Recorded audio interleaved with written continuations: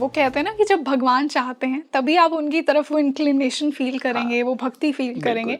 और जो मैंने ऑब्जर्व किया है कि जैसा आपने कहा कि अगर पूर्व जन्म से शिव जी की साधना आप लेकर आ रहे हैं तो आपका कनेक्शन शिव से होगा, फिर शिव ही आपका हाथ पकड़ के आपको आपके आराध्य के पास ले जाएंगे। हृदय के प्रेम है ना, शिव जी के हृदय में जाओगे तो कौन उनकी वाइफ है, देवी माँ है, पार्वती माता है। अब मुझसे कोई बोलते हैं कि भगवान में, तो आप कहते हो भगवान भगवान है, उनमें ये सारी फीलिंग नहीं है जो इंसान में होती है, तो सती के लिए क्यों रोए वो इतना? मैंने बोला वो लीला थी, वो चाहते थे वो सती के लिए रोएंगे, विष्णु जी काटेंगे तो 51 शक्तिपीठ बनेंगे। ये सब लीला होती है। भगवान शिव को नहीं पता था क्या पार्वती माँ आएंगी, सबको पता होता है, वो आपको दिखाने के लिए लीला कर रहे हैं। अब कृष्ण भगवान जी को तीर लग के कृष्ण भगवान जी चले गए, वो चाहते तो तीर नहीं लगता उनको, तो एक बहाना था। राम जी ने छुप के तीर मारा था तो कृष्ण जी को भी छुप के तीर लगना था। भगवान को भी कर्म दिखाना होता है। भगवान बता रहे हैं कि जो किया है वो मिलेगा, भले ही आप भगवान हो। तो वो हमें पाठ पढ़ाने आए थे। So deep and beautiful. तो उदित, जो ये नवरात्रि की साधना होती है, जो हम देवी को प्रसन्न करने के लिए, देवी की भक्ति प्राप्त करने के लिए ये जो 9 दिन हम तपस्या करते हैं, मैंने बहुत सी स्टोरीज सुनी है कि कुछ लोगों को बहुत ही साक्षात, बहुत ही सुंदर देवी के दर्शन होते हैं, या तो स्वप्न में देवी उन्हें दिख गई या आभास होता है कि देवी की कृपा आ रही है उनकी लाइफ में। कुछ लोगों को थोड़े नेगेटिव और फियरफुल एक्सपीरियंसेस भी हो सकते हैं, ऐसा क्यों होता है? मेरे को तो मेरे टीचर ने कहा था कि अगर साधना के दौरान ऐसा हो कि देवी माँ साक्षात आ जाए और बोले पुत्र क्या चाहिए बता बोल, तो नहीं मांगना, क्योंकि वो आपको छोड़ने के लिए आई हैं कि आप छोड़ दो, आपकी परीक्षा हो रही है उस वक्त। छोड़ने के लिए? हाँ, कि आप वो साधना छोड़ के खड़े हो जाओगे कि तेरी साधना पूर्ण हुई, ऐसे बोलेंगे आके देवी कि आपकी साधना पूर्ण हुई, अब छोड़ दे ये सब, क्या चाहिए बता, मांग ले मुझसे, जो बोलेगा मैं दे दूंगा या दे दूंगी। आप देवी माँ की साधना कर रहे हैं तो इस केस में मांगना नहीं होता हमें। और कई लोगों को क्या होता है कि आपको ना पायलों की आवाज आने लगती है, बहुत लोगों को डर लगने लगेगा कि मुझे कोई देख रहा है पीछे से, क्योंकि माँ की योगिनियाँ आती हैं आपकी परीक्षा लेने, वो चाहती हैं आप छोड़ दो।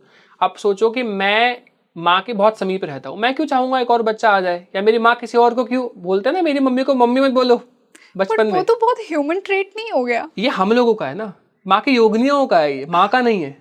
तो योगिनियाँ भी तो ह्यूमन की तरह बिहेव डिपेंड करता है योगिनियाँ किस लेवल पर है। जो माँ के बिल्कुल समक्ष रहती हैं वो तो खुद ही माँ वाराही है, लेकिन उनके नीचे बहुत छोटा छोटा डिपार्टमेंट है जिनसे हम कनेक्ट करते हैं।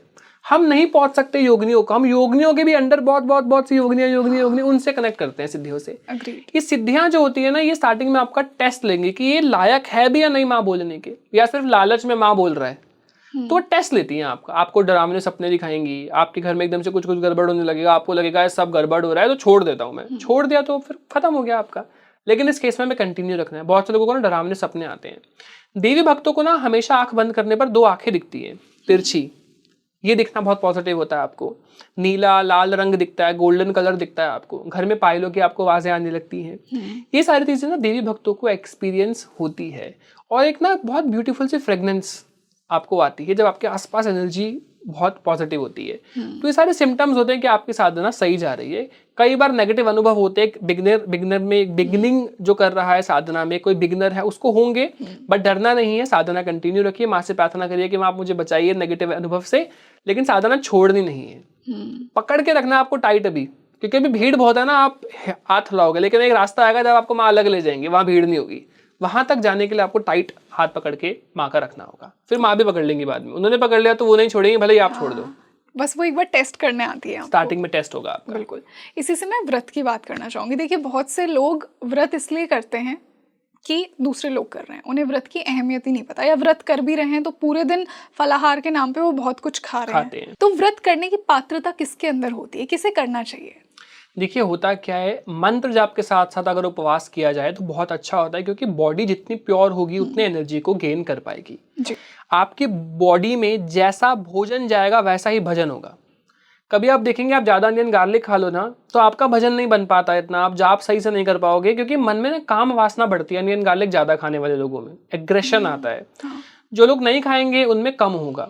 तो ड्यूरिंग साधना आप कई बार देखेंगे जब सात्विक लोग होते हैं, कम भोजन खाते हैं, तो कहा जाता है कि जब हम कम भोजन खा रहे हैं तो हम लोग भजन ज्यादा कर पाएंगे, क्योंकि हमारा पेट उस वक्त खाली है, हमें नींद नहीं आएगी। खाना खाने के बाद नींद आती है ना, पेट भर के खा लेते हैं, इसलिए कहते हैं सिर्फ 50 to 60% पेट भरो अपना। एक साधक को कहा जाता है। साधक को ये भी कहा जाता है कि नजर होनी चाहिए सिर्फ नीचे, ऊपर देखना ही नहीं है आपको।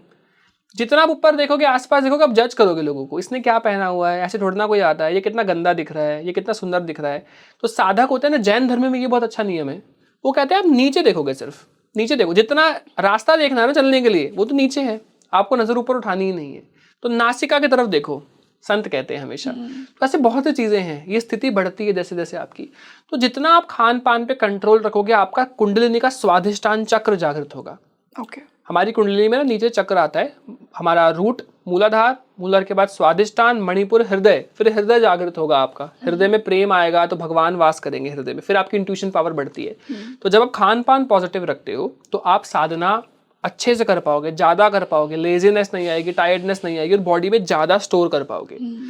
व्रत रखे जाते हैं इसलिए, तपस्या कर रहे हो। एक कारण ये होता है, आप सपोज कोई जाप नहीं कर रहा है, व्रत रखे हैं, तो 10 बार मन में सोचेगा खाना उठाते वक्त, अरे मैंने तो माँ के लिए व्रत रखे हैं, माँ के लिए व्रत रखे हैं, माँ के लिए, तो माइंड में चल रहा है कि हाँ माँ के लिए रखे हैं, माँ के लिए रखे, तो एक बार रिकॉल कर रहे हो आप बार बार माइंड में। एक ये भी लॉजिक होता है व्रत रखने का। तो कई कारण होते हैं, बट ये आपकी बॉडी को पॉजिटिव करता है, माँ को जोड़ता है प्रेम भाव कि मैंने माँ आपके लिए भूखा हूं, नहीं खा रहा हूं आपके लिए कि आप प्रसन्न हो जाओ। तो एक तरीके से ना भावना जुड़ती है भगवान के प्रति। अब आपकी है, आप कितना स्ट्रिक्ट करो।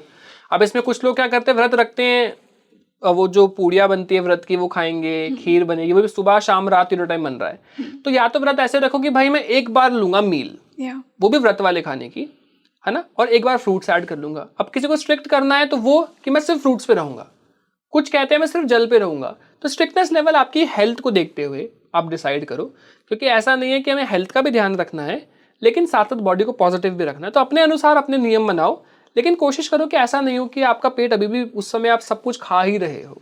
कोशिश करनी चाहिए कि हम अपनी बॉडी को खाली रखें ताकि जाप हमारी बॉडी में स्टोर हो सके और माइंड पॉजिटिव रहे हमारा। तो उदित, हमने पूरी नवरात्रि की जर्नी की बात की और जो समापन है वो बिना पूजन के नहीं होता।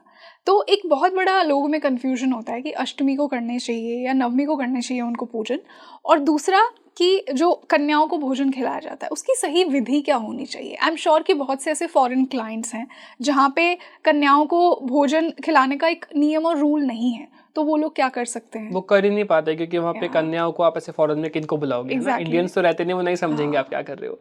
मैं आपको बताता हूँ, सबसे पहले तो ना साधना किस प्रकार एंड की जाती है। अब सपोज आपके घर में क्या रूल चलता आ रहा है, अष्टमी के दिन एंड होता है, नवमी के दिन एंड होता है, उसके अनुसार आप कर सकते हो। अब सपोज नवमी के दिन अगर आपकी पूजा एंड होती है तो आपको क्या करना, सबसे पहले तो सुबह कन्याओं को बुलाने से पहले जो कलश आपने रखा था वो कलश के ऊपर नारियल होगा, वो नारियल हम ले लेंगे, ठीक है। और कलश के अंदर जो भी आपने जल और चीजें स्टोर करके रखी थी, क्या क्या डालना होता है जो इंपॉर्टेंट होता है, एक तो 1 रुपए का कॉइन बहुत जरूरी है, उसमें आप 2 या 5 कमल गट्टे यानी लोटस के सीड्स, 2 लौंग, 2 इलायची, मिश्री, अक्षत और कुमकुम रोली डाल के जल भर के आप रख देते हो।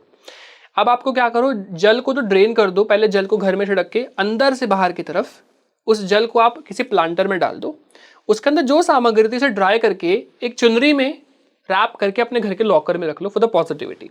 नारियल को 2 मत हैं, एक होता है जो कंज्यूम करता है और एक होता है जो उसको जल परवाह कर देता है। कुछ लोग कहते हैं नारियल नेगेटिव हो जाता है, मेरे अनुसार उसे आप तोड़कर कंज्यूम कर सकते हो, कन्याओं को भी खिला सकते हो प्रसाद के रूप में, ठीक है। बल्कि नारियल जब टूटता है तो उससे इसकी देखकर आपको स्थिति पता लगती है। नारियल जब खराब निकला इसका मतलब आपके घर में नेगेटिविटी थी, माँ वो नेगेटिविटी आपके घर से ले गई है। नारियल अच्छा है, पानी है, मतलब घर में पॉजिटिविटी है, आप आराम से अपने घर में रहिए बढ़िया से, माँ की बहुत कृपा है। तो आप आराम से उस नारियल को कंज्यूम करो, जल को ग्रहण करो। कन्याओं को ना एक तो हम लोग जब भोजन देते तो अपने हाथों से 1 बाइट जरूर खिलाइए। ऐसा कुछ नहीं है कन्या 4 है, 3 है, 5 है, 11 है, जितनी आ रही है आने दो, आराम से बिठाओ, सबको अपने हाथों से जरूर खिलाओ। तिलक और आपको कलावा तो बांधना है, सामर्थ्य अनुसार दक्षिणा दो और चुनरी आप दे सकते हो। एक चीज जो सब लोग नहीं वो करते हैं, उस कन्याओं को बिठा के ना 3 परिक्रमा करिए, महाकाली की, महालक्ष्मी की और महासरस्वती की, तीनों का ध्यान करते हुए माथा टेकिए, उनसे आशीर्वाद लीजिए। और अगर आप चाहें घर में पॉजिटिविटी आप लेना चाहते हो तो आप एक काम और कर सकते हो, एक लाल कपड़े में ना आप किसी भी कन्या को जो आपको लगे, वैसे तो देखो कन्या होती है तो सिर्फ 9 वर्ष की होती है शास्त्रों के अनुसार, हाँ।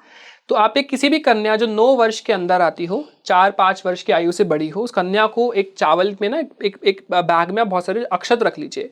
उसे बोलिए कि अक्षत को 5 या 3 बार ऐसे मुट्ठी पूरा भर के आपको दे दे उसमें, और उसके बाद 1 रुपए का कॉइन आप कन्या से लेके उसमें रखकर उसकी पोटली बना के अपने घर में आप स्टोर कर सकते हो, जिससे माँ की कृपा आपके घर में रहती है। ये आप एक रेमेडी कर सकते हो। और साथ में 3 परिक्रमा आप कन्याओं की जरूर करिए और उनके पैर धोते हैं स्टार्टिंग में, वो बेसिक बेसिक चीज़ें सबको पता है, लेकिन ये 3 बार परिक्रमा करना और किसी कन्या से आप अक्षत भरवा कर अनाज भरवा के अपने घर में रख सकते हो, जिससे पॉजिटिविटी घर में रहती है। 1 रुपये का कॉइन रख सकते हो, लाल पोटली बना के अपने घर के लॉकर में रखिए, इससे आपके घर की एनर्जी बहुत प्योर हो जाती है और ऑरा बहुत पॉजिटिव होता है। अब जो लोग फॉरेन में रहते हैं, ये हमने मिस कर दिया, इस केस में आप क्या कर सकते हो, अब आप देखोगे या तो आप इंडिया में अपने जो रिलेटिव्स हैं उनको डोनेट कर दीजिए कि आप इनके लिए कुछ इनको गिफ्ट दे दीजिएगा, ठीक है। क्योंकि समापन करते वक्त ना कन्याओं का पूजन बहुत जरूरी है। आपके घर में कोई कन्या है ना, तो आप 1 कन्या का या 3 कन्याओं का भी पूजन कर सकते हो। 3 लोग नेगेटिव समझते हैं, मैं पॉजिटिव समझता हूँ, क्योंकि महाकाली, महालक्ष्मी, महासरस्वती, त्रिदेवियां, जुपिटर का भी नंबर है। बिल्कुल, तो त्रिदेवियों की पूजा आप कर सकते हो आराम से। 1 कन्या की पूजा कर सकते हो, कोई एक भी अगर आ जाए तो पूजा करके बाकियों को आप डोनेट कर दो। अब जो इंडिया में रह के नहीं कर सकते, तो किसी मंदिर के बाहर आप देखो कि बहुत से ऐसे लोग हैं, कन्याएं घूमती है ट्रैफिक लाइट पर, उन्हें आप कोई गिफ्ट दे दीजिए, दक्षिणा दे दीजिए, ताकि आपकी वो पूजा सफल हो जाए। लेकिन साधना हवन के बिना एंड नहीं होती।